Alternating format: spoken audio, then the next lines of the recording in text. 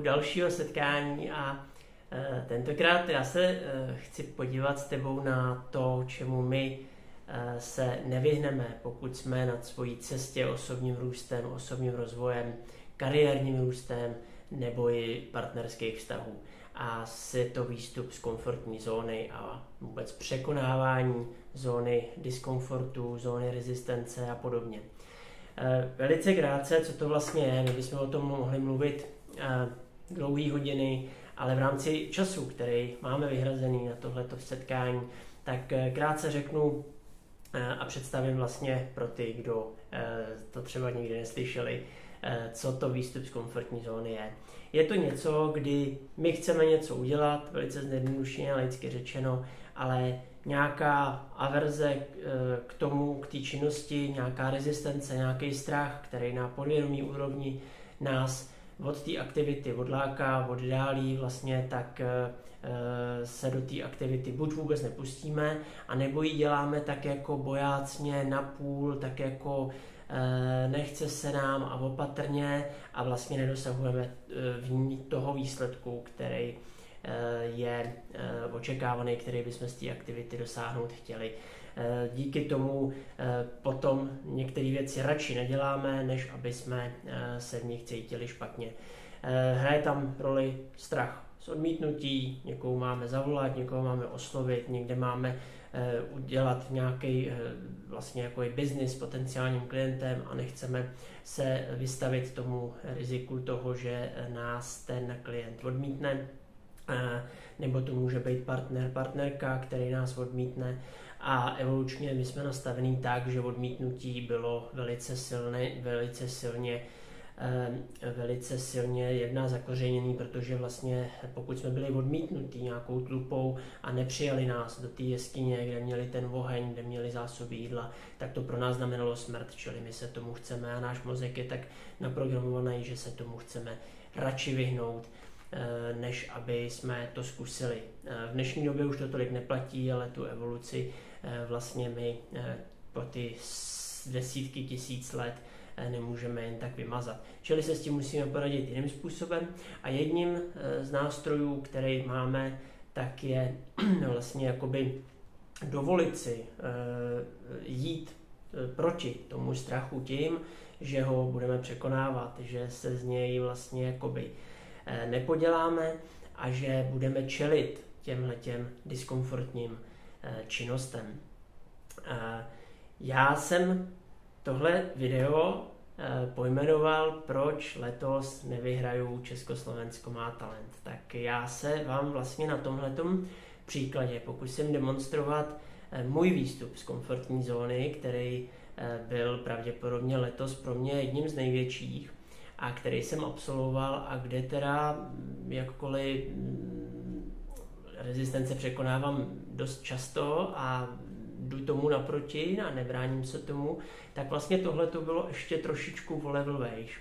Potřeboval bych tam býval bych tam připravoval nějakou jako i přípravu na to, že potom půjdu na nějakou takovouhle soutěž, respektive do castingu, do výběrového řízení. A já jsem se k tomu dostal tak, že jsem měl v zimě narozeniny, dostal jsem k nim od mých drahých kamarádů vlastně přihlášku na casting Československo má talent.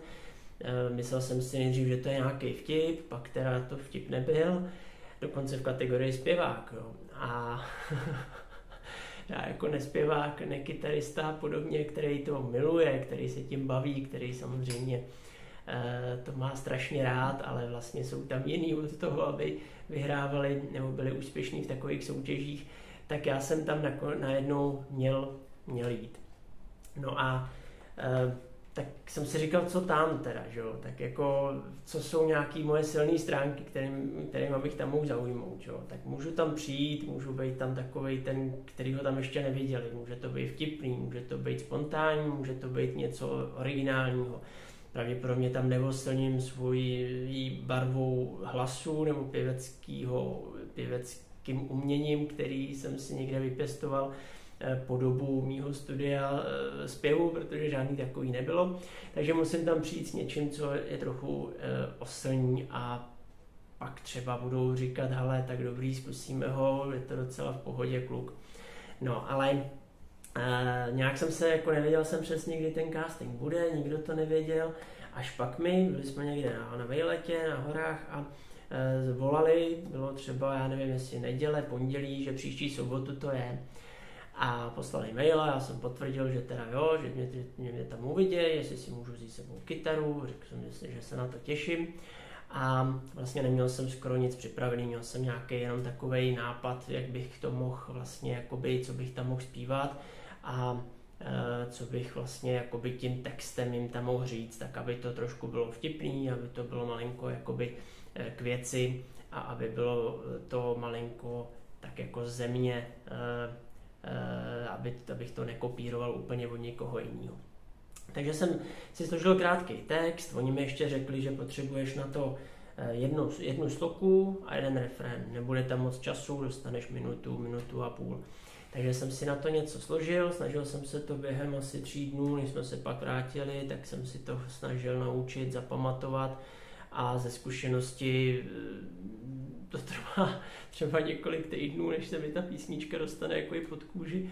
Takže když jsem si tam potom přišel, tak tam byli všichni našláplí zpěváci, kytaristi, leštil si tam tu kytaru, rozespívávali se tam, že jo, ty holky a tak dále. No a teď jsem přišel na řadu já, že jo, a bylo to docela fajn, seděli tam takový dvě osoby, chtěl jsem říct dva lidi, pán s paní, kamera, že byla větší než já, nikdy žádnou takovou podobnou jsem neviděl a už vůbec ne, že bych byl na ní natáčený. A jeden zvukař a ti 2 lidi byli teda poradci, kteří mě vyspovídali, co dělám, proč tam jsem, tak jsem říkal, co dělám, co jsem, proč tam jsem, že jsem to dostal jako dárek a že by mě to moc bavilo, kdybych něco takového dělal, ale že jsem vlastně jakoby nikdy nespíval. Učím se to doma, rád si zpívám, rád si něco složím, ale to je tak vlastně asi jakoby všechno. A oni řekli, no tak dobrý, tak uvidíme, tak pojďte na to. No, takže jsem si tam stoupnul na ten křížek žlutej, udělaný tou páskou, aby mě ta kamera dobře mohla zachytit a zpíval jsem vlastně poprvé v životě do mikrofonu a poprvé v životě možná i jako před někým cizím a cizím vlastně, že by to dokonce někdo hodnotil, že by to dokonce někdo posuzoval. No, vzal jsem kytaru a zkusím vám zaspívat, co jsem jim tam zahrál.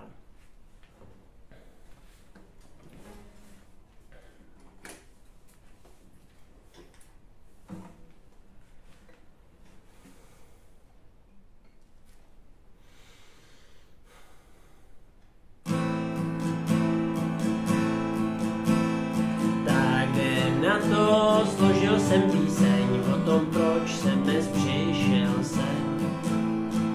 Byl to dárek od blízkých, který znám, myslel jsem, že sen se mi zdál.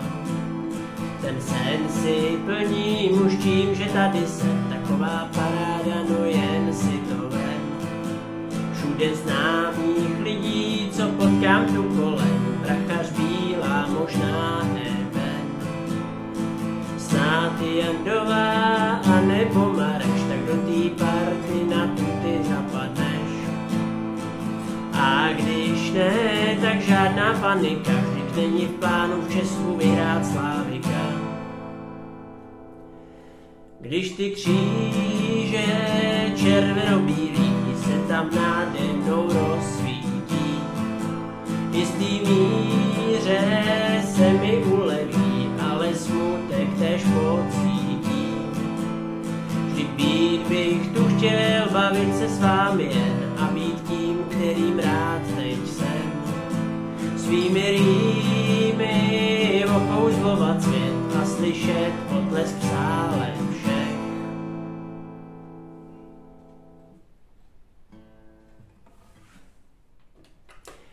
Tak to jsem jim tam zahrál, oni mysleli, že to bude další a nevěděli vlastně, jako, že už je to konec. Já jsem říkal, jo, to je všechno. No a co tam máte dál? Jo, tak to je vlastně takový to, když ta porota se snaží zachránit toho zpěváka na tý Superstar nebo někde, že vlastně teda jako hele, umíš zpívat nebo neumíš, jo, tohle bylo hrozný. Takže jsem jim pak zahrál ještě písničku, kterou mám taky tady na YouTube, narozeninovou, ta je teda dlouhá naopak, tam má asi 7 nebo kolik minut, takže mě nechali dohrát, já nevím, půlku nebo 4-5 minut a vlastně jako říkali, jo, tak to je docela jako fajn. A možná, kdybychom se domluvili, kdybychom vás vybrali, tak je potřeba to akorát zkrátit, protože tam dostanete 2 minuty. Takže vlastně byste třeba nemohl to mít jako po 5 letech, jak já to mám v té písničce, ale prostě třeba po 10 nebo po 20 nebo něco. To bychom se potom domluvili. Takže já jsem vlastně nabyl dojmu toho, že možná o tom budou přemýšlet, že to nebylo tak, že mě prostě rovnou vyrazí oknem nohama napřed, ale že o tom budou vlastně nějak přemýšlet. Pozdravil jsem, poděkoval a odešel. A proč o tom vlastně jakoby celý mluvím, jo? Já jsem se potom cítil úplně neomezený v čemkoliv, co jsem chtěl dělat. Jo. Já jsem byl tak nabušený, já jsem vlastně vystoupil jakoby do obrovského diskomfortu v té době, obrovského. A já jsem, když jsem to překonal s tím vším, že prostě xkrát jsem to tam zkazil, viděli jste, možná jste zaregistrovali, že i tohle video jsem si musel pauznout a vlastně jsem to asi 3krát točil, protože tu písničku, protože jsem to pokaždý někde jako nedotáhl a vlastně tam nemáte tu možnost si to zastavit a zpívat znova. Takže vlastně i tam jsem to zkazil, takže jsem to věděl, teď nad tím začnete přemýšlet a byl to opravdu jako vysoký výstup z komfortu a já jsem to překonal, já jsem to zvládnul a já jsem si říkal, tyjo, teď dokážu úplně všechno. Jo. A já jsem skutečně jako v tu chvíli byl schopný všeho. Já jsem nějaký prostě příští týden dělal věci, které jsem nikdy předtím neskusil, neudělal, úplně jsem se do nich těšil, úplně jsem na ně měl vlastně jako ten fokus, věděl jsem, hele, tohle chci udělat, jdu to udělat. Jo.